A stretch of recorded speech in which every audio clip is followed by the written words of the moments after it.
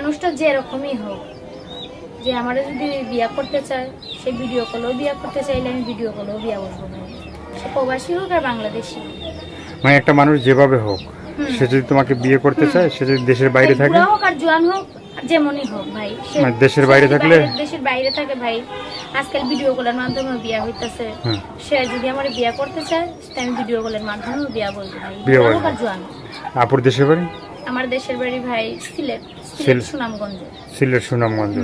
অনেক বন্যা হয়েছে? হ্যাঁ ভাই বন্যা হয়েছে ভাই, বন্যা হয়ে ঘর বাড়ি সব তলায় গেছে ভাই, এখন অনেকই কষ্টে আছি ভাই। এখন ভাই সে ঢাকার এলাকায় আছি ভাই, ঘর ভাড়া রয়েছি ভাই, এখন ঘর ভাড়া দিতে দিতে এমনি খাওয়া দাওয়ার মধ্যে অনেক কষ্টে জীবনযাপন চলতেছে ভাই। আসছি তো দর্শক, ভিডিওটি দেখলে আপুটির ফোন নাম্বার পাবেন।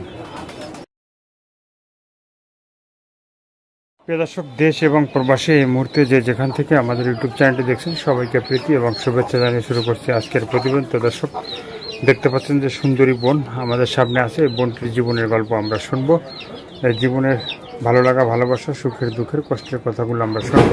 আপু আসসালামু আলাইকুম। ওয়ালাইকুম সালাম। কি নাম ভাইয়া? ভাই আমার নাম সোনিয়া। সোনিয়া। তো সোনিয়া আপু, মানে কতদিন পরে দেখা হইলো? তাও তো অনেকদিন পরেই দেখা হইলো। কতদিন? 1 বছর না 2 বছর? তাও 1-2 বছর। 1-2 বছর। তো দর্শক, এই সোনিয়াপুর এর আগে একটা ভিডিও করছিলাম, তাকে আপনারা অনেকেই দেখছেন, অনেকেই চিনেন।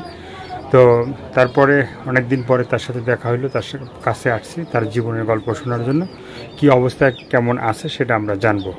আপু, এখন কি অবস্থায় দিনকাল কাটছে একটু বলা যাবে? দিনকাল কাটতেছে ভাই, সব মার কাছে নাচছি, অনেকই কষ্টে আছি, ছোট ভাইদের নিয়ে অনেকই কষ্টে আছি। কোন ভাই যদি একটু সাহায্য সহযোগিতা করতো একটু ভালো হইতো আর কি।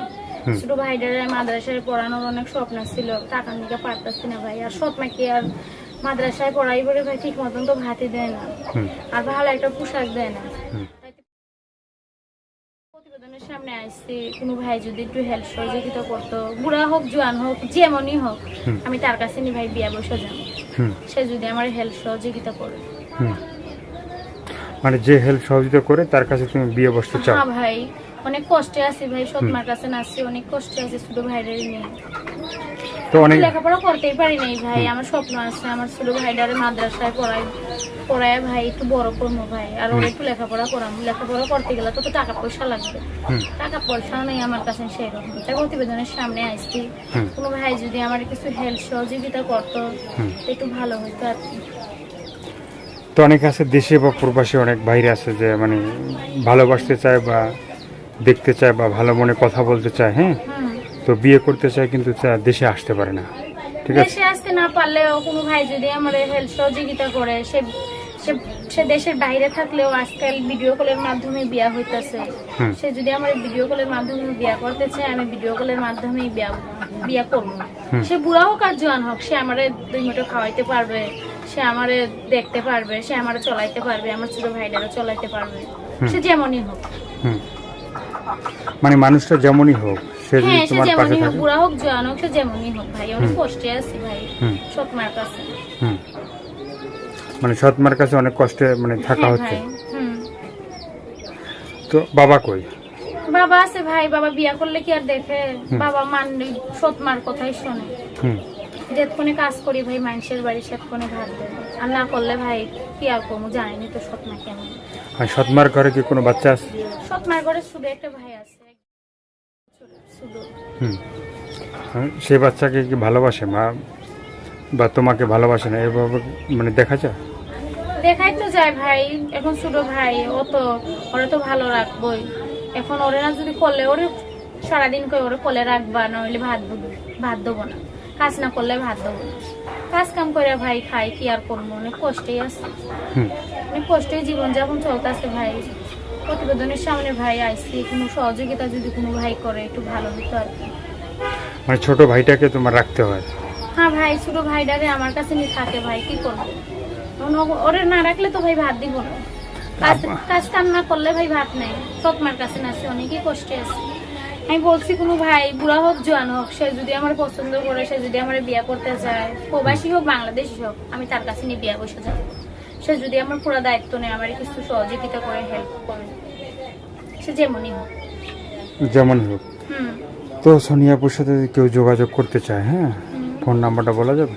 হ্যাঁ ভাই আমার মুখস্থ নেই, আপনি বলে দিন। বলবো আমি? আপনি বলুন। দর্শক এই যে সোনিয়া আপুর যে ফোন নাম্বারটা, দর্শক এই যে সোনিয়া আপুর যে ফোন নাম্বারটা হলো 01827534485। আমি আবারও বলি 01827534485। এই নাম্বারে এই সোনিয়া আপুর সাথে আপনারা যোগাযোগ করবেন। তো আর কি বলার আছে ভাইয়া? আর কি বলার আছে ভাই, আমি তো বললামই, এখন আমি অনেক কষ্টে আছি। কোনো ভাই যদি আমার একটু পাশে থাকে, এমনকি আমার একটু সহযোগিতা করে, একটু ভালো হইতো আর কি। সৎমার কাছে আছে ভাই, অনেক কষ্টে আছি। সে বুড়া হোক আর জোয়ান হোক ভাই, আমি অনেকই কষ্টে আছি ভাই। কষ্ট করে প্রতিবেদনের সামনে আসছি ভাই। মানে কষ্ট করে প্রতিবেদনের সামনে আসলা, হ্যাঁ? তো যারা ফোন দেবে, হ্যাঁ, তারা জানতে চাবে আপুর কি বিয়ে শাদী হয়েছে কিনা? না ভাই, আমার এখনো বিয়ে শাদী হয়নি। আমার বিয়ে শাদী হয়নি ভাই। যে আমার বিয়ে শাদী করতে চাবে, যে আমার হেল্প সহযোগিতা করবে, আমি তার কাছে নিয়ে বিয়ে বসে যাবো, সে যেমনই হোক। মানে যে বিয়ে শাদী হয়নি। বিয়ে শাদী হয়নি? না ভাই। যে তোমার পাশে থাকবে তাকে তুমি মানে বিয়ে শাদী করতে চাও?